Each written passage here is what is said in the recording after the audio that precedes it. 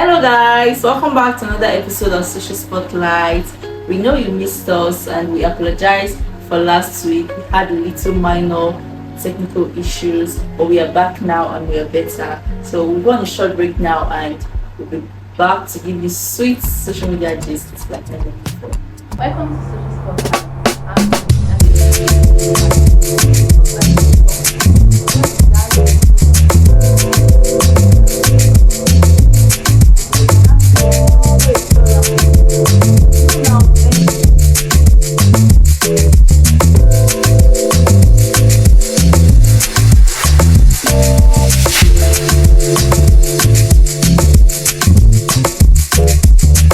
So we had a lot of social issues buzzing on the street of social media this week, but we're just focusing on so many topics that's had everyone talking.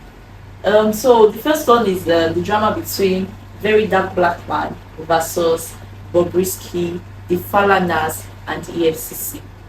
So what happened was that I think about 5 to 4 days ago, 4 to 5 days ago, sorry, Very Dark Man came online to expose Bobrisky on some secrets that he revealed to a friend on a call. What happened was Bobrisky was owing a friend, a close friend, I think, because what he said on that call, like it's not something you just tell to anybody. So I think him and this person they were like very close, and apparently they had an issue. Bobrisky borrowed money from the friend, and yeah, so Bobrisky, the friend was asking Bobrisky for his money back. Like, okay, I lent it, and I lent this money to you, and you said you were going to pay me at this time. It is time for you to pay me. And I mean, Bobrisky is famous for owing people, and no one he will claim he's right. Actually, Famous. yeah, he's actually very famous for that because Bobrisky will borrow money from you, or even all these maybe makeup artists or designers will make clothes for him. Bobrisky will say he's not going to pay them because he has given them some sort of publication. So he's known for like owing people money and stuff. So the friend was like, "Oh yeah, pay me back my money now." And Bobrisky was like, "I don't have, do your worst." Not knowing maybe when they had, I don't know when they had the call, but Bobrisky revealed some deep secrets that it's not something you should open your mouth to say. But you realize that like he's having issues with this person. When Exactly, but you know something you would expect now that maybe okay we've had this call a while back. You not expect, Bobrisky probably did not know that he will actually do his worst. Yes, exactly. But I think he threatened Bobrisky with the call. Like, okay, see this recording, I'm going to release it if you don't pay me back my money. I think, I'm not so sure, but I think so. So Bobrisky was like, you know what, do your worst, I'm not going to pay you back your money.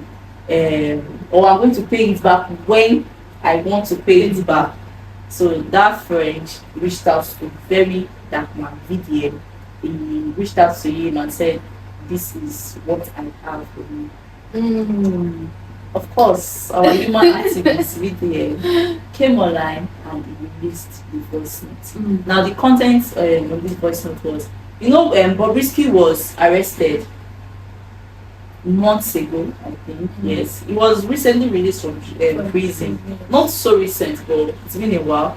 And okay, so Bobrisky was arrested on the charge of money laundering and spraying of money. Spraying of money is now illegal in Nigeria. So apparently, what the content of the voice note was that Bobrisky, EFCC charged Bobrisky 50 million naira for them to erase out the charge of money laundering. He was arrested for money laundering, so they're like, okay, pay 50 million and we'll cancel money laundering. He was arrested for money laundering And spraying of money. Yes, okay, but if you bring 50 million, we'll cancel money laundering. Oh yes. So Bobrisky said, so he called people left and right. He mentioned numbers of names of people that actually know that I don't want to mention. Just mention names that he called this person, they sent him 3 million, he called this person, they sent him 2 million. That was how they gathered money. Yes, they gathered 50 million. Then he also mentioned in the call that Fowles reached out to him he claimed Fowles reached out to him that okay, what's going on? That like he wants to help Help him. him. That he wants to help him with money or whatnot. Sha. That he Fowles even said, okay, don't worry, I'll talk to my father for you, which is Mr. Falano. Yes, I'll talk to my father for you and stuff, and that.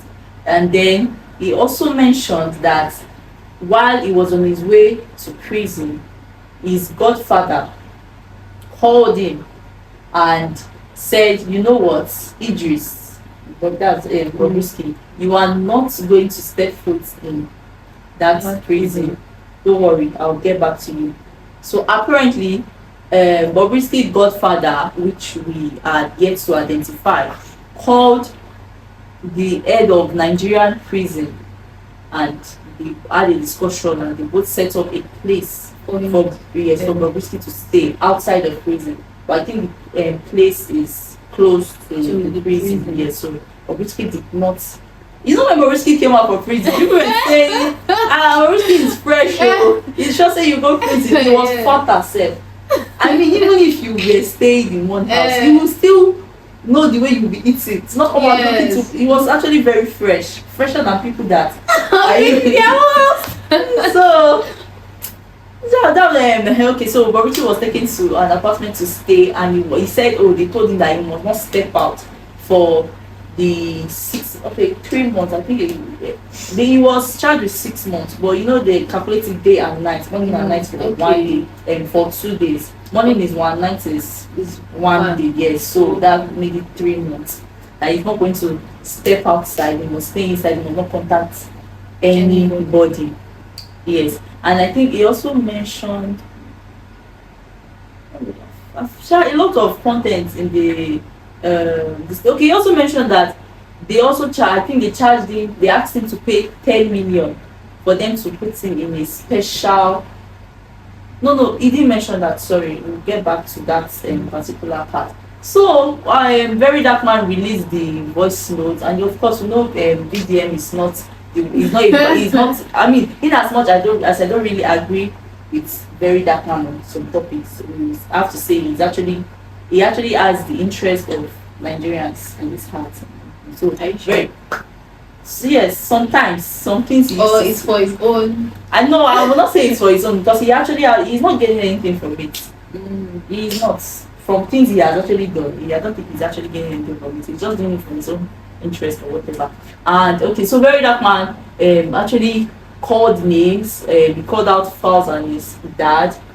That okay. I mean, we also know Fowles for actually fighting for Nigerians. That he's a human rights activist or whatnot. Yes. So he called out Fowles for that Fowles is a pretender, he's lying, that he pretends like he's actually fighting for a better Nigeria. But this is what he's doing. This is what Very Dark Man said. This is what Very Dark Man said. So he also said, they must bring out whoever Bobrisky's godfather is. Yes, and they also called out EFCC that they are claiming to be fighting for money, whatever, but they are collecting bribe. Yes, and then he also called the I don't know who the Nigeria prison general that is in charge is, but he also called out that one as well. So after he released the video, of course, it caused so many everywhere scatter. Yes, it touched people. People are like, hey, what is going on? People also are like, hey, we said this, but Bobrisky did not go to prison because that guy came out too fresh.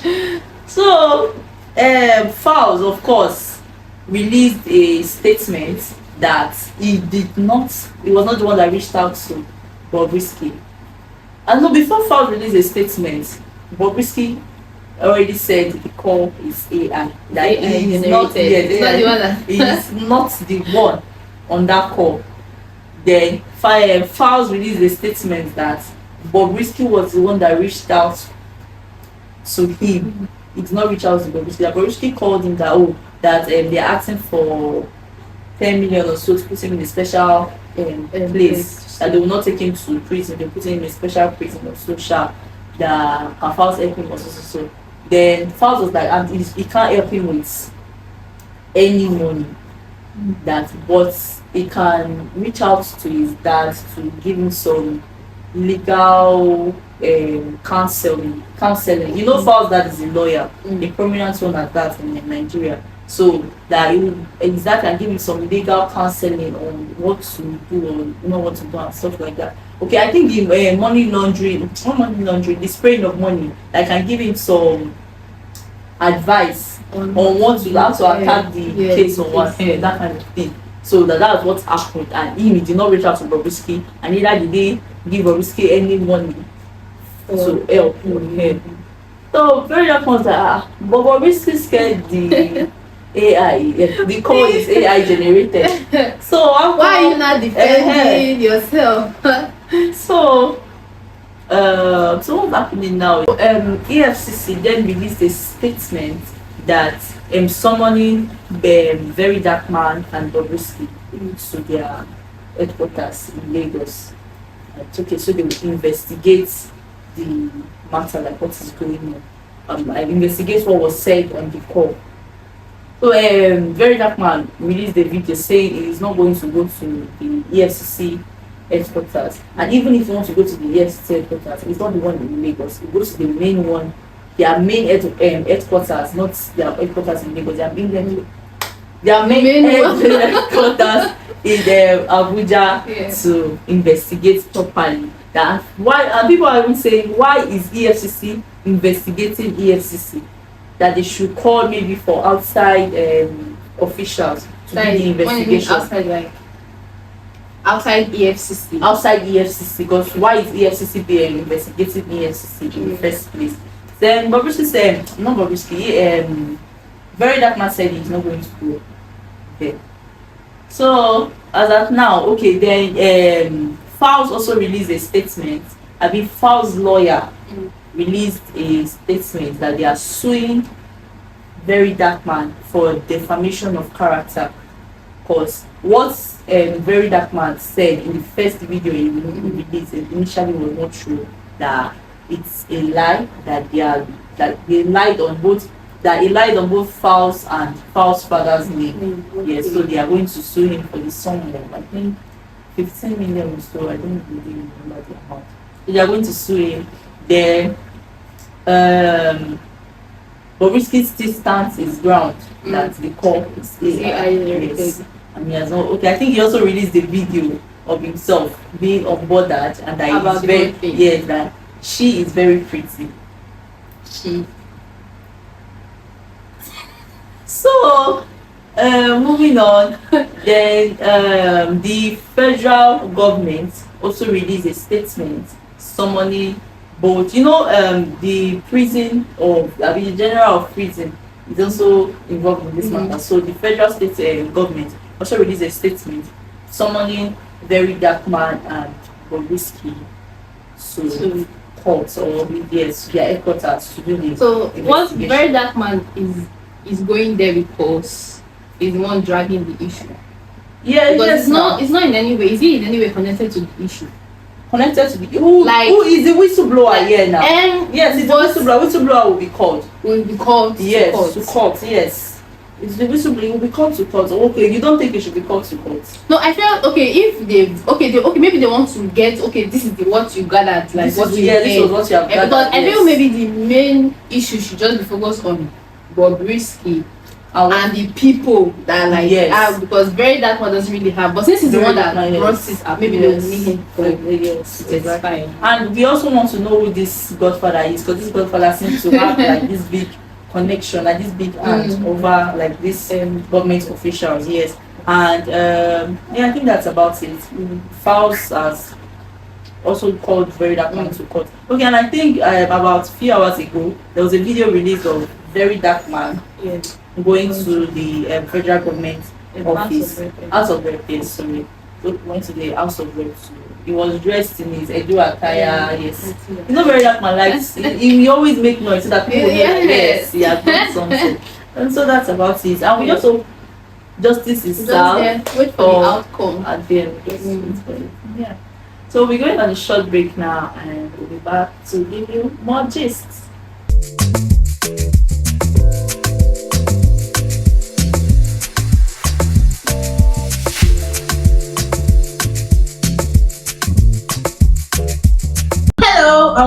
the very first episode of the Vibes and Tea podcast, where we'll be sharing the latest scoop on trending topics, viral videos, pop culture gist, and sharing some juicy story times. I'm your host Melanie, and I'm here with the co-host Jenny Ebony. And we're excited to have you join us on this tea-filled journey.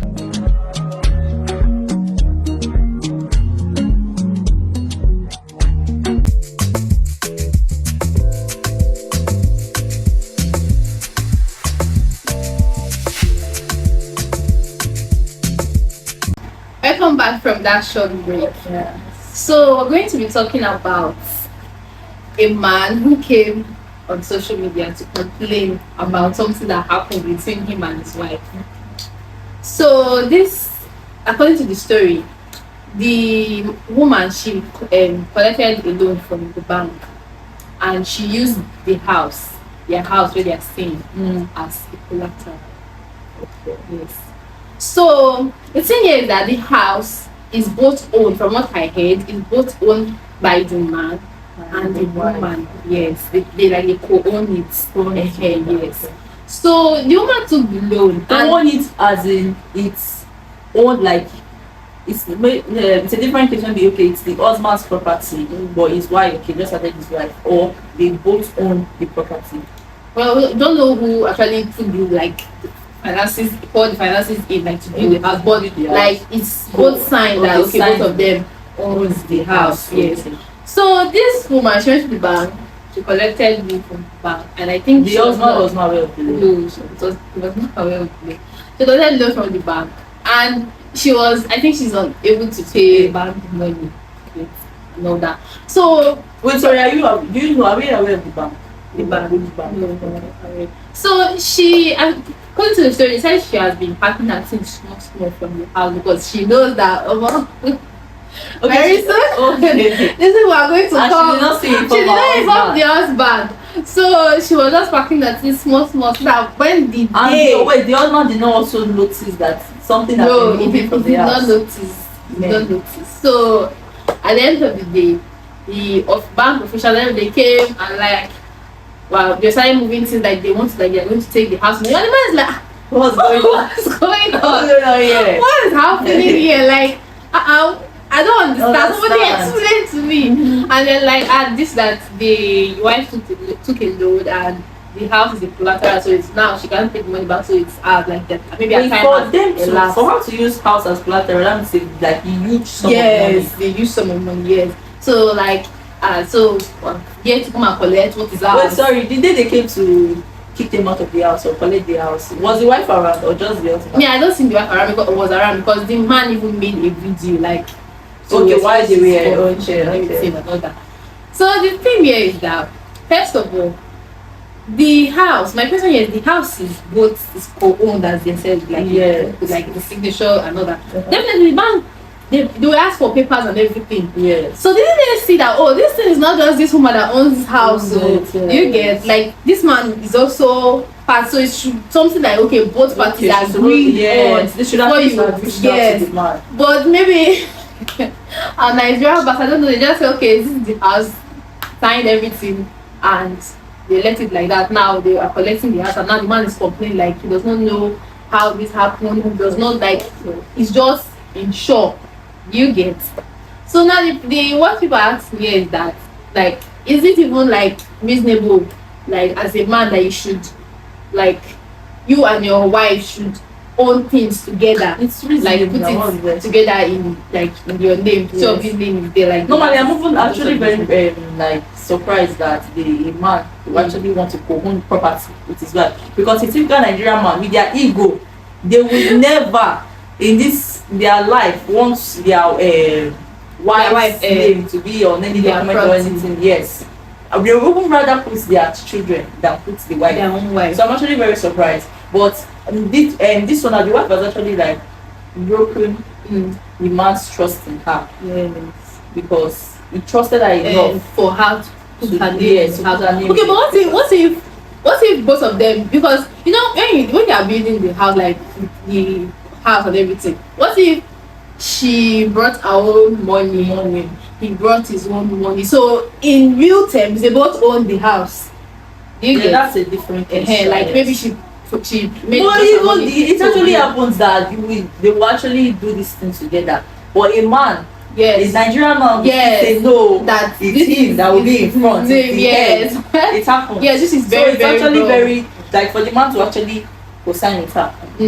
She has actually broken that trust. Yes. Then I also feel the bank today they were inefficient in that one. Very funny because you saw that this thing is owned by both husband and wife. Yes. At least confirm from the man. Can you bring your husband to at least sign something like okay, this thing they both agreed. You understand and all that. But I feel don't they have doesn't the man have has a say since maybe he did not know and the house is partially owned by him. Yes. So probably because he was not aware of it, I feel maybe legally. I think yes, maybe if you take it to court, you should have a say. You should have a say, yes. If you take it to court, you actually drag it out that okay, I had no idea that my own property was being used as collateral somewhere else. So yes, he actually has the right to take it to court. Some people also say probably maybe there was issue in the house. Maybe she just use it as but wait, the man should not even be aware, for him not to be aware of the loan and for her to even be moving things from the house. No, men are not really very aware like that. So they will not really notice. Yes. So probably maybe there was issues and maybe she just used that they used to collect my money and run. Again. So maybe that's another reason it happened like that. It's actually very funny. Okay guys, so that's a round off on the topics. Hope you enjoyed this episode. Yeah, and before we go, we have a question that we want to ask. So basically, a millennial mom came online and she was accusing Gen Z moms of not helping their children focus well in school by overpacking their lunchbox. She said, okay, they would. I mean, Gen Z moms now on TikTok, they would be like, oh, get ready with me or be with me or follow me. How did they say it? As I prepare my child's lunchbox, and yes, they'll fill the lunchbox with different kind of food. I mean, now they even decorate the food in different kind of shapes. Then a lot of snacks for them to take to school. So the millennial mom was like, oh, in those days you do it moderately to help the child focus more in school, because when your child is overfed, it makes them they won't be able to focus. They get sleepy in class and stuff like that. Or aside from she made a statement. She said, you are packing this child's lunchbox, you're picking no group. Well, of course people are like, what is she going to talk about? How does it relate? What do you mean because I'm packing my child's lunchbox? That your child no how does that relate to it? So many Gen Z moms, they made their they duetted their videos replying to her saying, oh, I think she was particularly attacking one woman, Mom Zion. She's very popular for this mom talk, packing, feeding your kids. You can actually check out her page for different kind of recipes for children's food. So people were replying her that what does she mean? That first of all, these children lunch boxes are actually very small. Yes. Forget that the filling of the lunch box, the food flaps, yes, they're actually very small. And forgetting that most schools actually have short break and long breaks. So it's not even relating to your child's food. Yes. And then not knowing who. It does not even correlate at all. It doesn't correlate at all. But actually, aside from her, I've actually heard it from somewhere that when you are overfed, you won't be able to focus. Maybe you get tired and you get sleepy when you're actually overfed. Yeah, I don't believe so, because it doesn't happen to me. Okay. It's better your child is even overfed than underfed, because when I grew up, my dad would tell you that if you don't eat well, you will not be able to concentrate in class. And that eating well is like eating moderately. But when you eat too much, what do we classify as too much? Exactly, I won't classify children food blocks as too much because they're actually very small. But I think she was also talking about the snacks when you pack this, pack this, pack that, pack And fruits. funny enough, child might not even eat everything. Yes. One child, maybe child eat maybe something that is Eats different out and of eat this it, one, then yes. give the mini one, bring them home. You understand? So know. I don't see anything wrong like in trying to put snacks, put Snacks everything, and like everything. some Yeah, parents they so I do. If you notice all this mom page where they do all these like food packets with their food for their children, Yes. they like mainly focus on the like balancing of nutrients. You see that maybe they put fruits here, Fruits here, they put the yes. main food there, they put snacks the hen, you understand that kind of thing. They just balance it. Probably this millennial moms, they're not used to that kind of thing. Just for them, just serve you your rice, serve you your cold what does food indomie. eat? As long as you Yes. eat, you're good, you You're understand? good, I think they yes. just focus probably on the nutrient balancing so that the child will look healthy. Healthy, yes. Doesn't mean that the child And it is also eating well. helps a child's brain when they Yes. eat this type of balance. Yes. Yes. And I prefer it's whether you can put enough food for your child. For your Because child. sometimes if you get to school now, many would have experienced this thing. You get to school, probably they give you rice, and you see your classmates eating probably maybe she has snacks, she has this one, he has that one. Then after you finish eating your food, you feeling probably Exactly. and this person, Then that somebody kind of actually thing. even mentioned You it. get Then later you see your child has a long what throat. what they call it. Yes. Your child will start begging in school when you see other Children with bringing their snacks and Yes. everything. They have to start begging. Then you will say, "Oh, where did I go wrong?" Yeah. Yes, that brings us to this question. So, should you pack your child's food moderately so that you'll be able to focus, or you rather pack it plenty enough for him Enough. to eat? So, and so that's a roundup on today's episode. Thank you for joining us, and see you back next week.